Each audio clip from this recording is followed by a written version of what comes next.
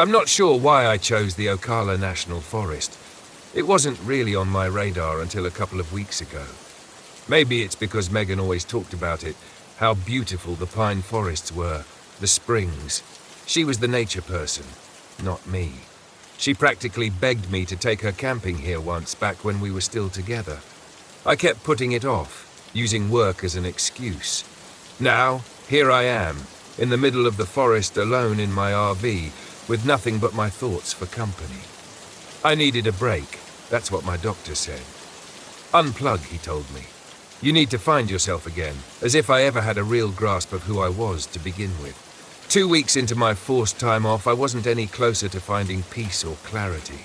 I felt off. I didn't realize how addicted I was to being connected. No emails, no social media, no news feeds, just silence and isolation. It was what I thought I wanted. The first night in the RV wasn't too bad. I parked in a secluded spot far from the main road, surrounded by towering pine trees. I managed to set up camp without any major problems. I had a fire going, and for a little while I could almost see the appeal Megan always talked about. There was something peaceful about the forest, about the stillness.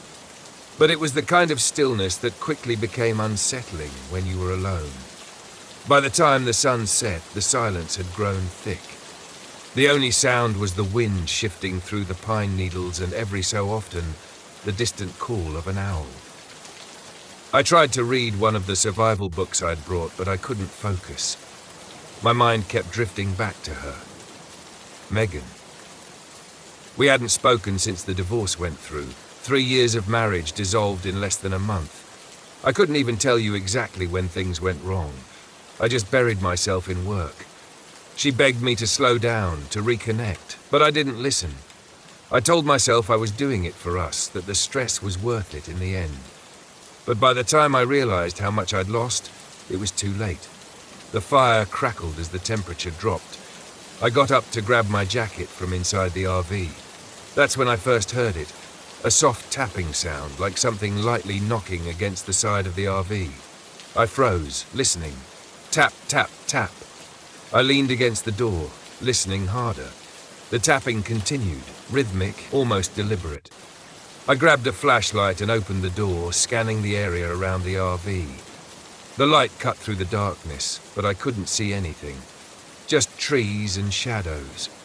Probably just a branch in the wind, I muttered to myself, though the trees weren't close enough to the RV for that to make sense. I shut the door and locked it. The tapping had stopped, but I didn't sleep well that night. Every time I drifted off, I heard something. Footsteps, rustling, things I couldn't explain away as easily as I wanted to. But when I looked outside, the forest was still. The next morning, I found the footprints. They were in the dirt around the RV, large and oddly spaced. Not animal tracks, but not quite human either. They seemed too long, too wide, like someone had been walking on the balls of their feet with unnatural precision. They circled the RV, stopping near the windows before disappearing into the trees. I crouched down to get a better look. The prints were deep, the kind that didn't come from a person casually walking. Whoever or whatever had made them was heavy, deliberate. I couldn't shake the feeling that I was being watched, even though there was no one around. I considered leaving, but I wasn't going to let some footprints freak me out. Besides, my RV wouldn't start. No matter how many times I turned the key, the engine just sputtered and clicked. The GPS on my phone was glitchy too, pointing me in all sorts of random directions before it finally went blank. Great. Just great. I spent most of the day walking, trying to calm my nerves. I stuck to the trails at first, but as the hours passed, I wandered deeper into the forest. The pine trees stretched up endlessly, their trunks so straight and uniform that I started losing track of where I was. I didn't mind being lost, not at first. It distracted me from the unease that had settled in my chest. But then, out of the corner of my eye, I saw something, someone, standing just beyond the trees. I stopped dead, staring at the figure. It was tall, too tall, and unnaturally still. I blinked, thinking maybe I'd imagined it, but when I looked again, it was still there. A dark shape, humanoid but wrong, standing among the trees watching me. I called out, "Hello?" My voice sounded small, swallowed by the forest. The figure didn't move. I took a step toward it, and in an instant it vanished.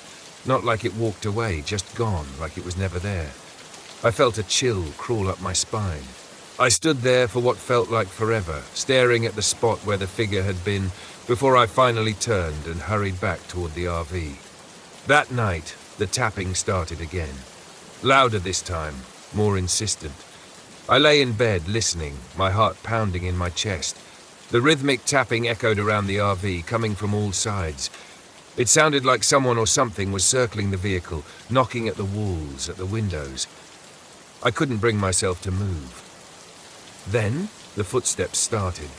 Heavy, deliberate thuds like boots crunching on gravel. They moved slowly, methodically, pacing back and forth outside the RV. I grabbed my flashlight, my hands shaking, and crawled out of bed. "Stop it," I whispered to myself. "You're imagining things. It's nothing." But I wasn't imagining it. I peered through the window, and there it was, the figure, standing just at the edge of the clearing, barely visible in the darkness.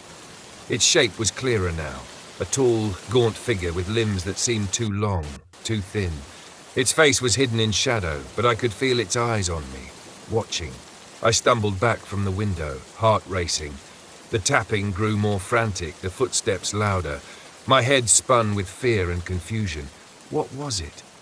Why was it here? I bolted for the door, but as I reached for the handle, I heard a voice. "David." I froze. It was Megan's voice, soft, familiar, and unmistakable. "David, come outside." My breath caught in my throat. "Megan," I whispered, barely able to speak. "Come to me." I stared at the door, my hand trembling on the latch. The voice was so clear, so real, but Megan wasn't here. She couldn't be. It wasn't her. "David, please." The voice grew more insistent, more urgent, but something in the tone was wrong, off. It wasn't her. It couldn't be. I backed away from the door, my heart pounding in my chest. The tapping and footsteps stopped all at once, leaving an eerie silence in their wake. I didn't sleep that night. The next morning, the forest felt different, lighter somehow.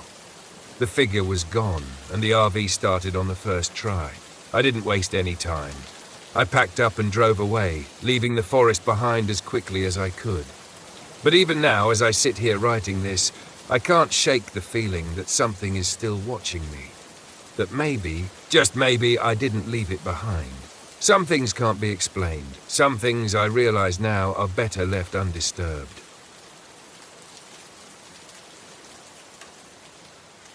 I had been driving for hours, the Mojave Desert stretching endlessly around me, barren and vast under the relentless sun. The road was long behind me now, just an empty trail of dust leading out to nowhere. Perfect. This was exactly what I needed. A break from work, from the grind, from people. Out here, there was nothing but silence and space. No cell towers, no deadlines, no distractions. Just me and the desert. I pulled the RV to a stop near a rocky outcrop and stepped out. The air was dry and still, the kind of quiet that felt like it was pressing down on you. I took a deep breath, inhaling the warm scent of sand and stone.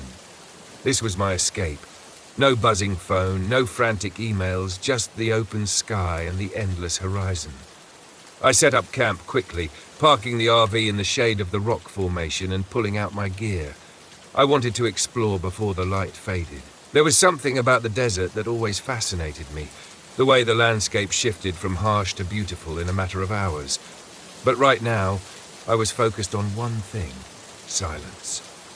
After weeks of being glued to my phone and running from meeting to meeting, the thought of being completely disconnected was a relief. No cell reception out here, no GPS signal, just me and the land. As I unpacked, I heard it. A faint sound, almost too soft to notice, a rhythmic beeping. At first, I thought it was something inside the RV, maybe an alarm or a piece of equipment malfunctioning. But after a quick check of my gear, everything seemed fine. The sound persisted, though, steady and faint, like a pulse just beneath the surface. I stepped outside, trying to pinpoint where it was coming from, but the desert was quiet. The only sound was the faint wind rustling through the rocks. I brushed it off, assuming it was some distant echo of the RV's systems, and finished setting up camp. As the sun began to sink below the horizon, I felt that familiar sense of calm wash over me. This was why I came here, to escape, to let my mind breathe. But that night, the beeping came back. I was sitting by the campfire, watching the flames flicker against the darkening sky, when the sound returned, clearer this time. It was still faint but persistent, a soft, rhythmic pulse, like something distant calling out. I stood, trying to shake off the uneasy feeling creeping up my spine. I wasn't the type to get spooked easily. Logic and reason were my tools, and they had served me well in the world of engineering. But there was something about the sound, something that felt wrong. I grabbed my flashlight and stepped away from the fire into the darkness. The desert stretched out before me, vast and empty. I started walking, following the faint sound. The rhythmic pulse grew louder as I moved away from the RV. For a while I saw nothing but sand and rock. The beeping seemed to fade, then grow louder again, like it was moving with me, always just out of reach. I kept walking, the beam of my flashlight cutting through the night. But every time I thought I was getting closer, the sound slipped away. Finally, I stopped. My pulse was racing now, my breath coming in short, sharp bursts. The beeping had faded again, leaving me standing alone in the middle of the desert. The silence around me was heavy, almost suffocating. I turned back toward the RV. The fire still glowed faintly in the distance as I walked. The beeping returned, faint but steady, like a distant heartbeat. The next morning, the sound was gone. The desert was still quiet, as if nothing had happened. I told myself it was just my mind playing tricks on me. Isolation could do that. The vast emptiness of the desert, the absence of any familiar sounds, it could mess with your head. I decided to hike further out, hoping to clear my mind. The landscape stretched endlessly in every direction, the sun already beating down on the sand. I grabbed my gear, making sure I had plenty of water, and started walking toward a rocky ridge I had spotted in the distance. Halfway there, I saw him. A man walking toward me from the opposite direction, his figure small against the endless desert. I hadn't expected to see anyone out here. This was a remote area, far off the beaten path. As the figure grew closer, I could make out an older man, his clothes worn and dusty, his face lined and weathered from the sun. "Hey," I called out, raising a hand as we approached each other. The man nodded, his eyes distant, almost vacant. "You camping out here alone?" he asked, his voice hoarse. "Yeah, just me," I said, a little taken aback by his bluntness. "I've been walking for days," he said, his eyes scanning the horizon. "You heard it yet, the signal?" I blinked, unsure if I'd heard him right. "The signal?" He nodded, his expression grim. "You'll hear it. Once you hear it, you can't get it out of your head. I've been following it for days. It doesn't stop." A chill ran down my spine. "What are you talking about?" The man glanced around nervously, as if the desert itself was listening. "There's something out here. Something that's been broadcasting for years. It gets inside your head, starts with the beeping, then it gets louder. You'll see." I stared at him, unsure of what to say. He looked dehydrated, sunburned, like he'd been wandering the desert for days without rest. I offered him some water, but he shook his head and started walking again, heading back the way he came without another word. I stood there, watching him disappear into the distance, his words echoing in my mind. Once you hear it, it doesn't stop. That night, the beeping was louder. I couldn't ignore it anymore. The sound pulsed through the silence, steady and rhythmic, like it was coming from somewhere deep beneath the earth. I tried to sleep, but every time I closed my eyes, the sound was there, burrowing into my mind. I couldn't take it anymore. I grabbed my gear, flashlight, GPS, water, and set out into the desert. I had to find the source. I had to know what was causing the sound. The desert was pitch black, the sky filled with stars. My flashlight cut through the darkness, the beam dancing across the rocks and sand as I followed the beeping. It was louder now, almost frantic, like it was pulling me towards something. The GPS was acting strange, flickering in and out, as if the signal was being disrupted. But I kept moving, my footsteps crunching in the sand. The beeping grew louder with every step. After what felt like hours, I saw it, a structure, half buried in the sand. A bunker or a weather station, long abandoned. The beeping was deafening now, emanating from somewhere inside. I hesitated, standing at the entrance of the bunker. The door was ajar, rusted and creaking in the wind. Everything in me screamed to turn back, to leave and forget about the sound. But I couldn't. The signal was pulling me in. I stepped inside. The air in the bunker was stale, suffocating. My flashlight flickered as I moved through the narrow corridor, the walls lined with rusted equipment and old faded maps. The beeping was louder now, echoing through the metal walls, vibrating in my chest. At the end of the corridor, I found a small room. In the center, there was an old radio tower, its equipment still faintly powered by some unknown source. But that wasn't what caught my attention. On the walls were symbols, strange, intricate markings that looked like they had been carved into the metal. They spiraled outward, converging on the radio tower as if they were feeding into it. In the corner of the room, I found a journal. Its pages were yellowed and brittle. The entries were short, scrawled in frantic handwriting. They talked about the signal, how it started with the beeping, how it got louder, how it never stopped. "It gets inside your head," one entry read. "It's not just a sound, it's alive." As I read, the beeping shifted, turning into a high-pitched screech that pierced through my skull. I dropped the journal, clutching my head as the sound rattled through my brain. It wasn't just a signal, it was something more. Something that had been waiting, broadcasting, pulling people in. I had to get out. I stumbled out of the bunker, the sound still ringing in my ears. The desert spun around me. I ran, my legs weak, my mind spinning. The landscape warped, the rocks and sand shifting as if the desert itself was alive, moving with the signal. When I finally made it back to the RV, I collapsed inside, my head pounding. The beeping was now a constant, dull hum in the back of my mind. I left the desert the next morning, driving as fast as I could. The beeping was still faint, but persistent. I didn't look back. Even now, days later, back in the city, I can still hear it. A faint, rhythmic pulse in the back of my mind. Always there, always calling me back. The signal isn't done with me yet.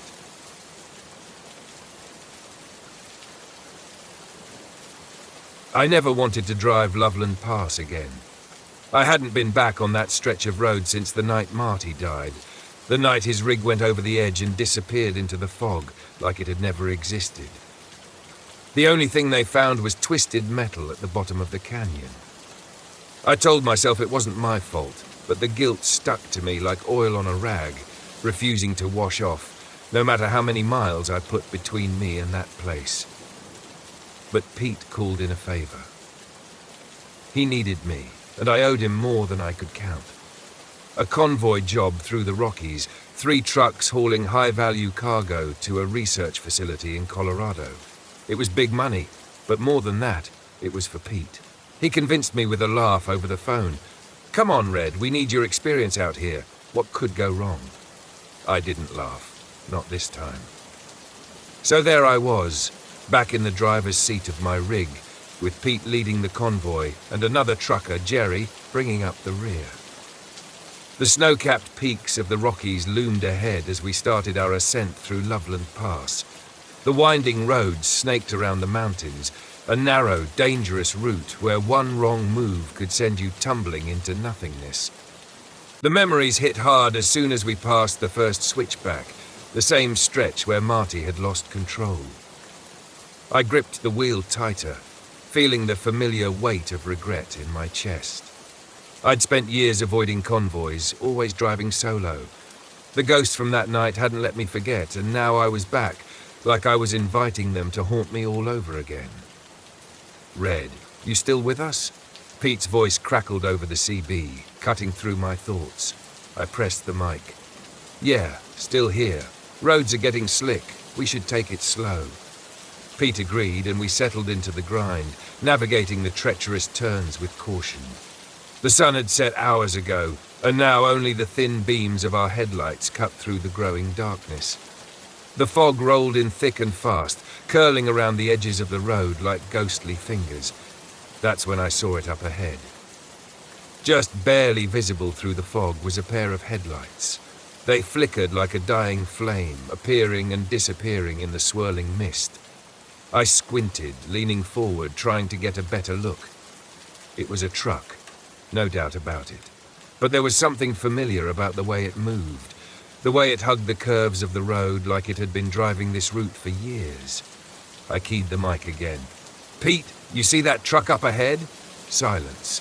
Then Pete's voice came through, confused. "There's no truck, Red. Just us." I glanced in the mirror. Jerry's headlights were still behind me, steady and unchanging. But the truck in front? It wasn't one of ours. I let go of the mic, my gut tightening. Maybe it was a local driver, someone familiar with the area. But as I watched it more closely, I knew that wasn't right. The truck was old, real old. The kind of rig you didn't see much on the road anymore. And then it hit me, hard and fast. The paint job, the faded red stripe down the side, the same color as the one Marty had on his rig. My chest tightened. "No," I whispered, gripping the wheel so tight my knuckles went white. It couldn't be Marty's truck. It was gone, destroyed, crumpled at the bottom of a canyon. But this was his rig. It had to be. The headlights flickered again, and then the truck was gone, swallowed by the fog like it had never been there. "Red, you good back there?" Pete's voice crackled through again. I didn't respond right away. My pulse was racing, my hands slick with sweat. I glanced around, looking for any sign of the truck, but the road was empty. "Yeah," I said finally, my voice shaky. "Just seeing things." But I wasn't seeing things. Not this time. We kept moving, the road winding higher, the fog thickening. The curves grew sharper, and the guardrails seemed to disappear into the mist, making it feel like we were driving on the edge of the world. That's when the CB crackled again. But this time, it wasn't Pete or Jerry's voice. "Red, you gotta help me." The voice was faint, distorted, but I recognized it immediately. My heart stopped. "Marty?" I whispered, disbelief creeping into my voice. The radio stayed silent for a moment, but then it came again, clearer this time, like the words were being dragged through the static. "Red, help me. I can't hold on." I dropped the mic. This wasn't real. It couldn't be. Marty was dead, gone. But that voice, it was his. Down to the rasp he always had when he called me Red. I hadn't heard it in years, and yet here it was, crackling through the radio like a ghost from the past. I tried to shake it off, tried to convince myself it was just some weird interference. But the road ahead seemed to twist and shift unnaturally, like the mountains themselves were trying to trap us in. I checked my mirrors again, half expecting to see the ghost truck reappear. But there was nothing, just the thick, swirling fog. "Pete, something's not right," I said into the mic, trying to keep my voice steady. "We should stop, let the fog clear." "Negative, Red. We've got a tight schedule. Keep moving." His response was sharp, almost panicked. Pete wasn't the type to scare easily, but I could hear the tension in his voice. He knew something was wrong too, but he didn't want to say it. The fog pressed in closer, and suddenly the road didn't feel familiar anymore. I'd driven this pass more times than I could count, but now it was like the route had changed. The turns were sharper, the drops steeper. I didn't know where we were headed anymore, and then I saw the truck again. It appeared out of the fog, closer this time, swerving wildly across the road. The old rusted cab, the faded red stripe. It was Marty's rig, no doubt about it. But when I pulled alongside, there was no driver. The cab was empty, the windows fogged over from the inside. My stomach lurched. I slammed the brakes, swerving to avoid the ghost truck, but it vanished into the mist as quickly as it had come. My truck fishtailed, tires screeching against the wet pavement, but I managed to hold it steady. My heart was pounding in my chest. "Red, what the hell's going on back there?" Pete's voice snapped through the radio. "I saw him," I muttered, barely able to catch my breath. "I saw Marty's truck." Silence hung in the air for a long moment. I knew Pete was processing what I'd said, trying to figure out if I was losing it or if there was something more. But before he could respond, the CB crackled again. Marty didn't make it. It wasn't Pete. It wasn't Jerry. It was Marty. His voice filled the cab, clearer than before, as if he was sitting right next to me. "You let me go, Red. You let me fall." I clenched the wheel, anger and fear boiling in my chest. "I didn't let you fall. I tried, Marty. You didn't try hard enough." The road twisted again, sharper this time, and I could barely see the guardrail through the fog. But I kept driving, adrenaline coursing through me as Marty's voice echoed in my head. Suddenly, Pete's voice cut through the chaos. "Red, you gotta snap out of it. This isn't real." "It's the mountains messing with you," I snapped back. "Messing with me? Don't act like you don't hear him, Pete." Pete didn't answer. The road ahead dipped sharply, and I saw it. The same curve where Marty had gone over, the same stretch of road where his truck had disappeared into the canyon. My heart raced, my mind spinning. Was that where this was leading? Was I about to relive Marty's crash? "Marty, I'm sorry," I whispered, gripping the wheel tighter as the road curved dangerously toward the edge. "I'm so damn sorry." The fog lifted just enough for me to see what was ahead. Marty's truck in the middle of the road, blocking the pass.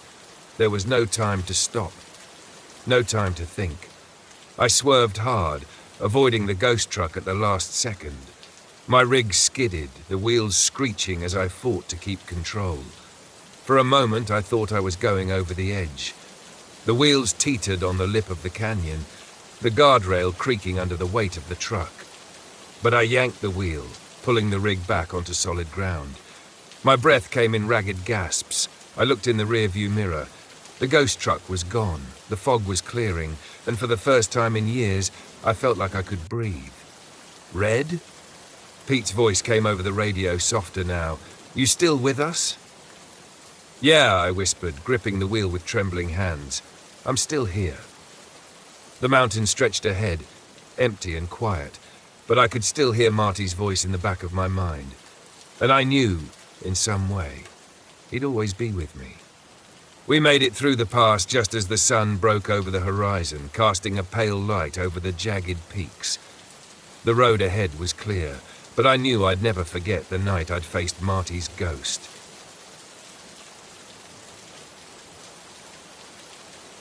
The fog was thicker than I'd expected. I pulled my RV into a secluded clearing in Pisgah National Forest and stepped out into the damp air, the smell of wet earth heavy in my nose. Everything was muffled, as if the forest was holding its breath. The trees were shrouded in mist, their trunks fading into the gloom, and the trail I'd heard so much about was hidden somewhere out there, waiting for me. I'd come here to find something unique. My vlog had been stagnating, and I needed a fresh angle. A fellow hiker had mentioned an unmarked trail, a path that didn't appear on any maps. One local swore disappeared and reappeared as if it had a life of its own. Perfect. If I could document it, film the mystery, my audience would eat it up. I grabbed my camera, set it up, and filmed a quick introduction. "Hey, everyone, it's Nate here, and I'm in the middle of the misty Pisgah National Forest, about to track down the infamous Vanishing Trail. Legend says this path comes and goes, and people who wander too far down it don't come back. Let's see if that's true." I packed up my gear and set off into the fog. The forest was silent, the only sound my boots crunching on damp leaves. I had a GPS in my pocket just in case, but I didn't plan to use it unless things got really bad. I wanted to go off the grid, find this mysterious trail, and see if there was anything to the rumors. I'd always been a skeptic. Ghost stories and folklore are fun to tell around a campfire, but not much else. As I walked, the fog thickened, swallowing the trees. It clung to my skin, cold and heavy. It wasn't long before I found the first strange marker, a stone slab jutting from the ground, its surface covered in spiraling symbols that didn't look like any language I knew. I filmed it, talking into the camera as I described the find. "This looks like something from an old burial ground, but there's no mention of this on any maps. Really makes you wonder what else is out here, hidden beneath the fog." I kept moving. The trees closed in tighter, and the trail became fainter, more overgrown. Soon it was little more than a game trail, barely wide enough to follow. I pushed forward, keeping the camera rolling, but after another hour of hiking, the trail simply disappeared. One moment, there had been a clear path. Now it was gone, swallowed by the forest. I checked my GPS, but the signal flickered weakly. The screen showed I was in the middle of nowhere, no path, no landmarks, just a blank screen with a blinking dot. Me alone, in the fog. "Okay," I muttered, "you've dealt with worse." I turned back the way I'd come, but the forest looked different now. The trees seemed closer together, the undergrowth denser. The fog was disorienting, and I had to rely on instinct to retrace my steps. The GPS was useless. I kept walking, scanning the ground for signs of the trail, but there was nothing. I was starting to feel uneasy. That's when I heard it. Footsteps. Not mine. I froze. The sound came from deeper in the forest. Slow, deliberate footsteps crunching on the leaves. I turned, scanning the fog, but there was nothing, just the swirling mist. Then, out of the gloom, a figure emerged. An older man, his clothes tattered and damp, his eyes wide and vacant. "Hey," I called, my voice echoing through the stillness. "You lost too?" The man looked at me for a moment, then shuffled forward. He seemed off, his clothes were torn, his face pale, and there was a distant look in his eyes like he wasn't entirely there. "I've been walking for days," he said, his voice hoarse. "The trail, it keeps changing." "Are you okay?" I asked, stepping toward him. He shook his head. "No one's okay out here." I frowned, feeling a cold knot of fear tighten in my stomach. "What do you mean?" "The trail, it moves. I've seen it, watched it disappear and reappear. It's not just a path, it's the forest. It doesn't want us to leave." I stared at him, my mind racing. This guy was either delirious or onto something. Either way, I didn't like the way he was talking. "Look, I have a GPS," I said, pulling it out. "We can find our way back." The man glanced at the GPS, then back at me. "It won't help. The forest is messing with it." I didn't believe him. I couldn't. I was a rational guy, and this was just a forest. I'd get us back to my RV, get this guy some help, and be done with it. But as we walked, things got stranger. The mist thickened, wrapping around the trees like a living thing. The forest seemed to shift with every step. What had been an open path a moment ago would be choked with brambles. When I looked back, trees seemed to loom closer, twisting into unfamiliar shapes. The man whose name I learned was Eli grew more agitated with every passing minute. "It's watching us," he muttered. "It knows we're here." "Who's watching?" I asked, growing impatient. "The forest," he said, his voice barely a whisper. "It's alive, and it's been here long before we were." I ignored him, focusing on the GPS, but even that was failing me. The screen flickered, the signal cutting in and out. At one point it showed me standing on a clear path, but when I looked up, there was nothing but trees, thick, twisted trees that looked like they had grown there for centuries. We kept walking, the fog growing thicker, pressing in on us. The air felt heavy, almost suffocating, and the whispers started. Faint at first, like the wind through the leaves, but then more distinct voices calling out from the mist. "Nate," I froze, my heart hammering in my chest. "Did you hear that?" I asked Eli. He nodded, his eyes wide. "It's calling us." The forest, I tried to shake it off, tell myself it was just the wind, but deep down, I knew that wasn't true.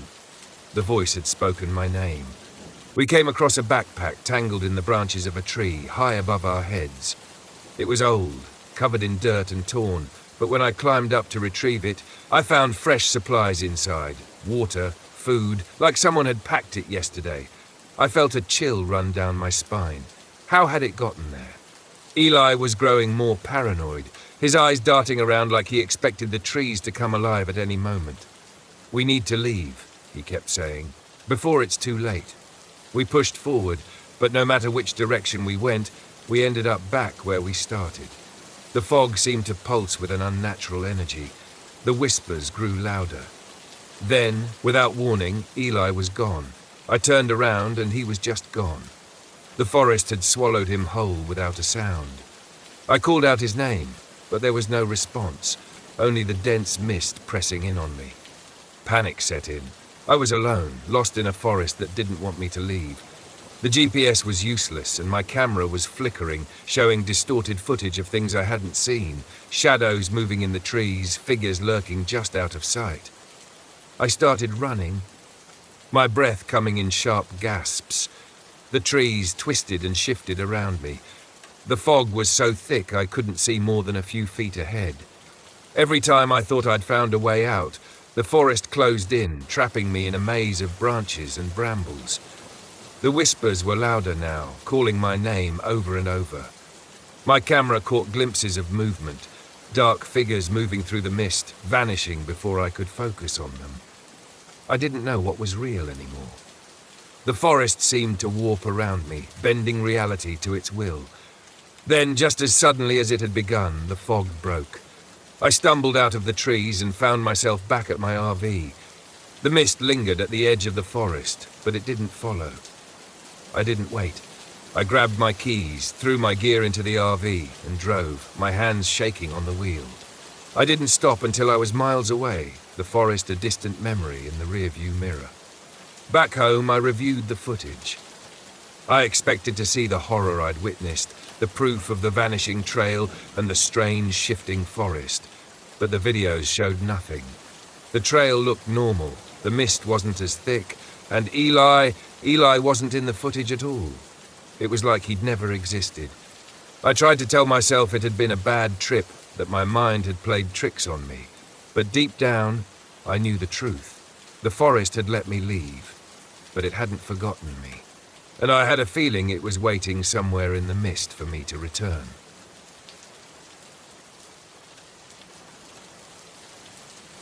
The forest around me was too quiet. I'd been sitting by the campfire outside my RV, immersed in the silence for hours, but now something felt off. The kind of off you feel in your gut before your brain catches up to what's happening. No wind, no rustling in the leaves, just dead stillness. That was the first thing I noticed when I pulled up to this remote campsite deep in Mount Hood National Forest. A place like this should have been full of life. Birds, insects, something, but the only sound was the crackle of the fire and the distant hum of the radio I'd brought along. I needed quiet after everything that had happened over the past year. I wasn't looking for distractions, just isolation. After my wife's death, nothing made sense anymore. People kept telling me I needed to move on, but the noise of life, the sympathy, the well-meaning advice, the friends who didn't know what to say, became unbearable. So I packed up and hit the road, hoping the wilderness would give me space to think, or maybe stop thinking altogether. I thought the forest would help. It had, until now. The radio's static broke the silence, a sudden burst of garbled noise that made me jump. I turned my head toward the RV, where the old ham radio sat inside. I hadn't even touched the thing in hours. It was an antique I'd brought along to mess around with in my downtime, but the signal had been dead all day. No stations, no chatter, nothing. Until now. I stood up from the fire, walked over to the RV and ducked inside to check the radio. The static was louder, more insistent, like it was trying to form words but couldn't quite get there. I twisted the dials, searching for a clearer signal, but all I got was more white noise. Then through the crackling I heard it. A voice, faint and garbled, speaking numbers, 1, 3, 7, 8, 9. The numbers repeated over and over, mechanical and cold, like a voice from an old number station. It didn't make sense. I was miles from anywhere, and this was supposed to be a dead zone. No signal, no interference. The voice paused for a moment, then the numbers started again, 1, 3, 7. It sent a chill through me, but I told myself it was just some rogue signal bouncing off the atmosphere. Maybe a military transmission. There were logical explanations for this kind of thing. I was sure of it. But the way the numbers repeated over and over felt wrong. Like the message wasn't for just anyone, it was for me. I shut the radio off. My fingers were trembling slightly. I wasn't here for this. I needed quiet, not some weird radio signal rattling around in my head. The next day, I tried to forget about the radio.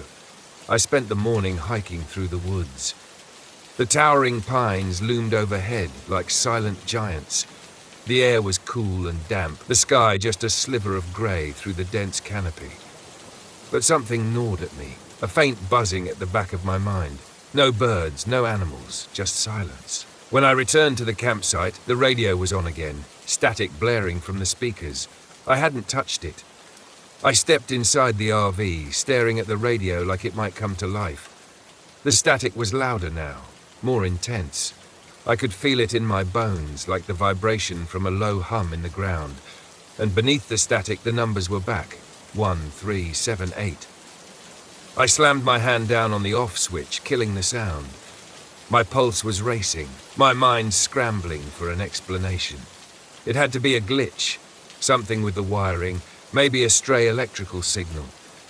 I'd worked with enough technology over the years to know that things sometimes did strange things when you weren't looking. But the numbers, the way they were so clear, so deliberate, I shook it off and stepped back outside, trying to push the growing unease away. That's when I noticed the man standing at the edge of my campsite. I hadn't heard him approach. He was just there, tall, scruffy, wearing a weathered jacket and a backpack slung over one shoulder. He looked like a camper, but there was something about the way he stood, stiff and tense, like he was waiting for something to happen. "Hey!" I called out, trying to keep my voice steady. "You lost?" The man looked at me, his face tight with anxiety. "I heard it too," he said. I froze, my heart skipping a beat. "Heard what?" "The signal. The numbers," he said, glancing toward the RV.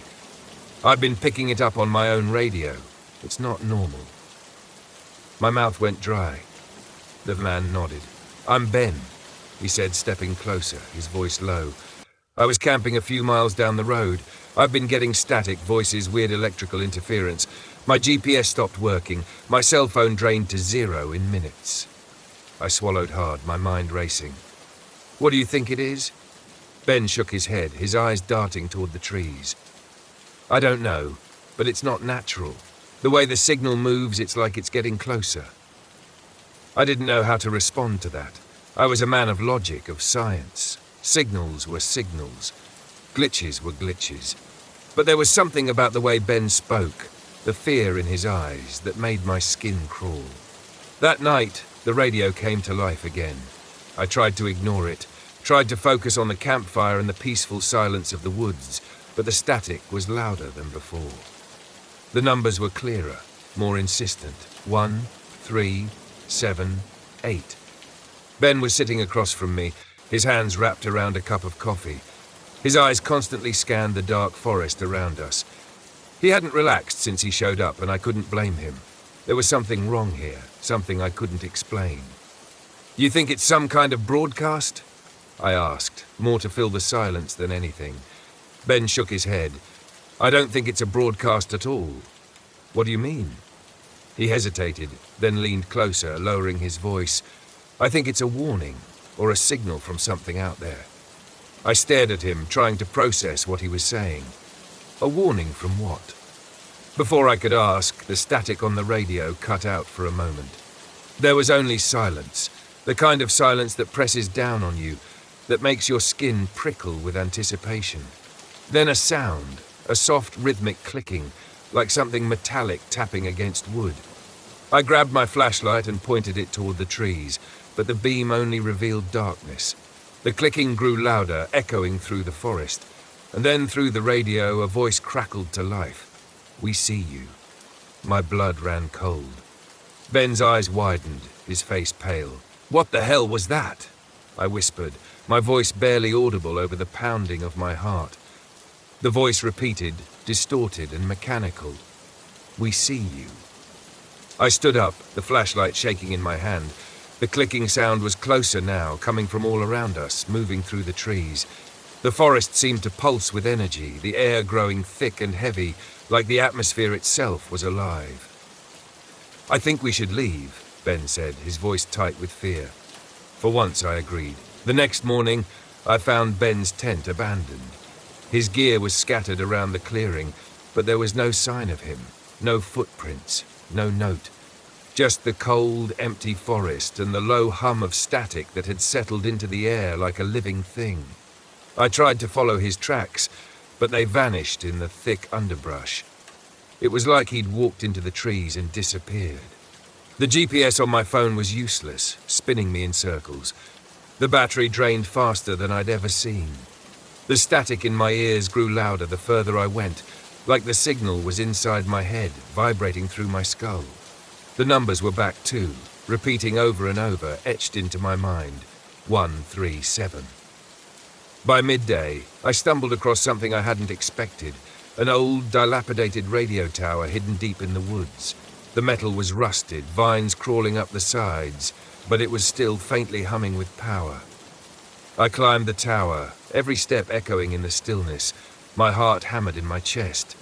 At the top, I found the source of the signal, a small glowing device pulsing with an eerie, cold light. It didn't belong here. It wasn't part of the original tower. It was something else. Something foreign. I reached out and touched it, and the static in my head exploded. The numbers, the clicking, the voices, it all crashed into me at once. An unbearable cacophony of sound. I stumbled back, nearly falling off the tower as the forest seemed to come alive around me. The lights returned, flickering in the trees, cold and mechanical. The clicking grew louder, more frantic, like something was chasing me. I ran.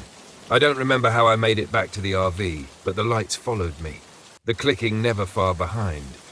But I managed to get inside and slam the door shut.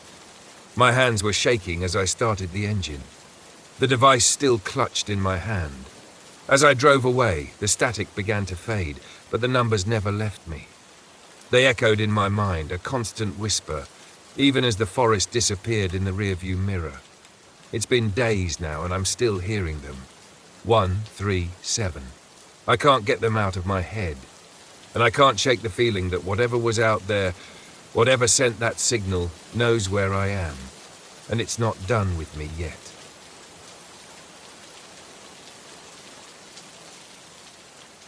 I pulled the RV off the narrow, dusty road and into the shadow of Dead Man's Gulch. The engine sputtered to a stop, and for a moment I sat there in silence, staring out at the barren valley stretching before me. The Ruby Mountains loomed in the distance, jagged and dark against the fading light. This was exactly what I wanted. Isolation, quiet, and a place where the world couldn't find me. The RV had become my escape after Laura died. I could roam wherever I wanted, park wherever I pleased, and it felt like a kind of freedom. But now, sitting here in the middle of nowhere, I couldn't shake the feeling that I wasn't alone. The place had a weight to it, like the air was thick with something unseen, something waiting. I climbed out of the RV and stretched, the dry desert air biting at my skin as the temperature dropped with the setting sun. Dead Man's Gulch was as desolate as it sounded. I had read about it in a ghost stories book I found at a thrift store, some legend about miners who disappeared back in the late 1800s. They supposedly saw shadowy figures in the valley at night before the earth collapsed and swallowed them whole. I didn't believe in ghosts, cryptids, or any of the nonsense locals spouted about this place. I just wanted to be alone, away from the pitying glances and endless condolences. No one understood how grief gnawed at you, hollowing you out until nothing was left. Setting up camp took about 15 minutes. I parked the RV next to the remnants of an old mining camp, a few rusted-out carts, the skeletal remains of a cabin, and a collapsed mine shaft disappearing into the hillside. It was perfect. No people, no distractions, just me, the desert, and the stars. By the time I finished dinner, canned chili, nothing fancy, the sun had dipped below the horizon. I sat at the small table inside the RV, staring at the book in front of me, filled with old tales of ghost sightings and strange disappearances, most of them from around here. The locals called it the Phantom of the Mines, a shadowy creature that haunted the valleys, stalking anyone who got too close to the abandoned shafts.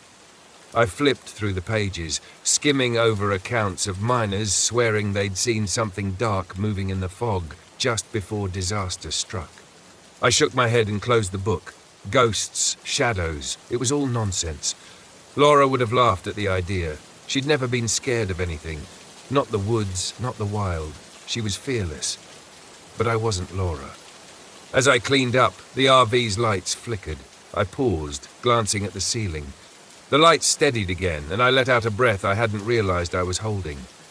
Just a glitch, I told myself. The RV was old, things broke, but the air suddenly felt colder. When I glanced out the window, I swore I saw movement, something shifting in the darkness just beyond the headlights. I stepped outside, the crunch of gravel under my boots the only sound. The night was still, too still, the kind of quiet that presses down on you. I scanned the area, the beam from my flashlight cutting through the shadows. Nothing moved, just rocks, dirt, and the skeletal remains of the old mining camp. Then I heard it. Faint, like the sound of gravel shifting underfoot. The hairs on the back of my neck stood up. I swung the flashlight toward the sound, but there was nothing there. "Get a grip, Jake," I muttered. "It's just the wind." I turned back toward the RV, ready to call it a night, until I saw them. Handprints. Long streaks of dust trailing down the windows as if someone or something had dragged their fingers across the glass. My heart skipped a beat. I was alone. I knew that. No one had passed me on the road for hours.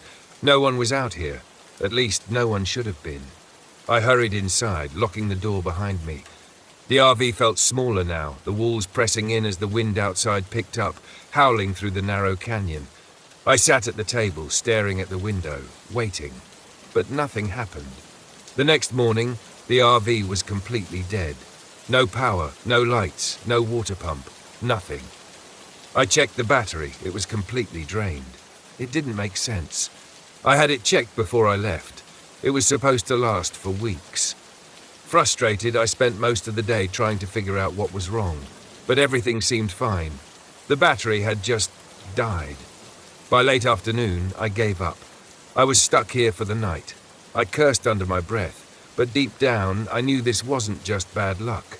I decided to go for a walk, maybe clear my head. The old mine shaft loomed in the distance, and I made my way toward it.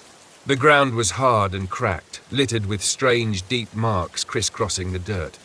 They looked like they'd been dragged by something large, too large. At the mine's entrance, the air was cooler, thick with the smell of dust and rot. The opening had collapsed years ago, the rocks jagged and sharp. But there, in the dirt, were more of those strange marks, long, deep gouges, like something had been clawing its way out. I backed away, chest tightening. It was just a mine, just old rocks and dirt.